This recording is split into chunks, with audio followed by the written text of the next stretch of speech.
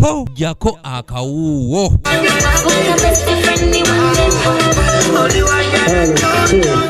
Abayizi abawerera ddala be batikiddwa ku ssomero lya Victory School of Beauty and Hospitality Management erisangibwa e Nateete oluvannyuma lw'okuguka mirimu gy'emikono omuli okutunga enviiri, amawulire, okufumba ko n'emirala ng'omukolo gubadde wankulukuku ku kisaawe. Ezo engoye ffe tuzitunga, ezo enviiri byonna byaffe aba Victory School of Beauty. Abadde omugenyi omukulu era atikidde abayizi bano Pulezidenti w'eggwanga Yoweri Kaguta Museveni asiimye enteekateeka eno eri abo bonna abajjumbidde amasomo g'ebyemikono wategeereza nga ne gavumenti kati weeri mu kaweefube ow'okuzuukusa abantu beeyambisa ebintu bye balina mu ggwanga okukolamu ebyo bye baagala okusinga buli kimu okukigulanga ebweru w'eggwanga nga wano awadde ekyokulabirako ky'ebibira okufunamu entebe. Ekikkiriza ebintu ebiva obweru okuyingira mu Uganda. Singa nazo nandibalaze esente eziva wano nezigenda ebweru okugula ebintu byetusobola kwekolera ffe. Entebe ziva obweru, entebe obutebe ez'okutuulako. Wano abantu bakaaba emirimu, naye emirimu egy'okukola entebe gyonna tugigabira ab'ebweru. Pulezidenti ategeezezza nga bwe waliwo enteekateeka y'okuzimba ekkolero ly'engatto mu disitulikiti y'e Luweero ng'olwo abakuguka mu kuzikola bakutandika okulongoosa amaliba ku baweegali wano bakolemu engatto. Bwe tuva ku ntebe tugenda ku ngatto. Ffe abalunzi abadde balunda emyaka 7 eri ewange nze nnunda. Abalina amaliba tugatwala tegalongooseddwa, omuyitale yagalongoosa n'agagyamu engatto n'azikomyawo eno.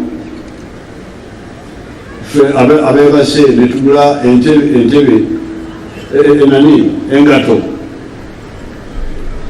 ku muwendo gwa waggulu nno okusinga bwe kyandibadde. Kati nsanyuse okulaba nti Kasiba nti yeegase ku Banakyobe kubanga batandika dda ekigambo ky'engatto. Awadde bannayuganda amakubo 4 gokka agayinza okununula eggwanga okuva mu bwavu omuli obulimi n'obulunzi, obuweereza, ebyuma bikalimagezi ko n'ebyemikono. Bamalayiki abantu bayiga dda okulunda embizi ne bazifuula ekyobugagga. N'olwekyo akabondo akamu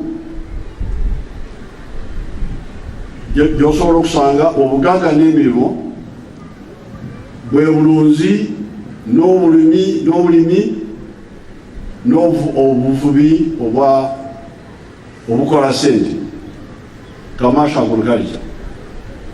N'olwekyo omulunzi n'obulimi walimu ssente ate walimu emirimu. Nze ndi mulunzi.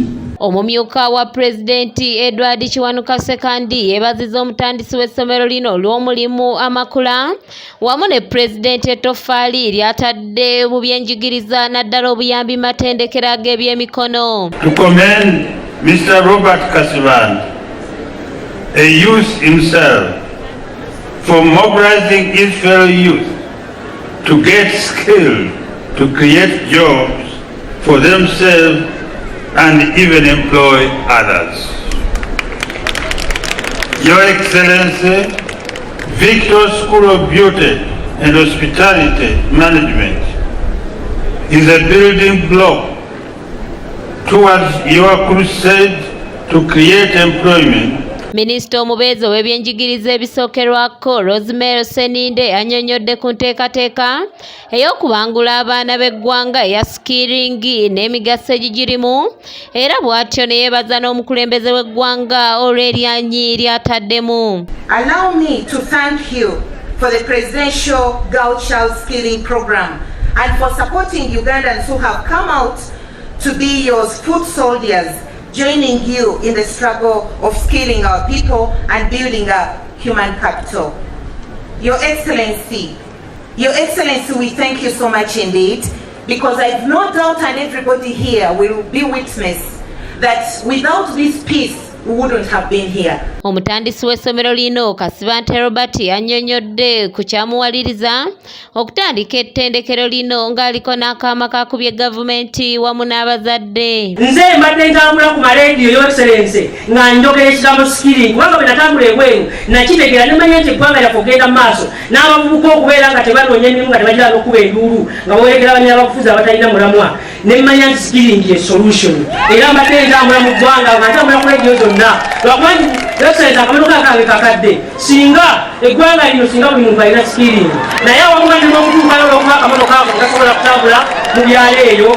N'abayizi abatikiddwa balaze essanyu n'okuwa abalala amagezi. Neebaza bazadde bange olw'okumpeerera ne bantuusa mu kino ekinamazo ekyabaddewo nikigwawo. Mpulira essanyu olw'okuba nti nsobodde okumalako n'entikkirwa ne sigenda mu ebyo pakati ebyemikono biyamba. Ndi Barbara Nabukenya ne Shafiru Mwesigye ku lwa ABS Television.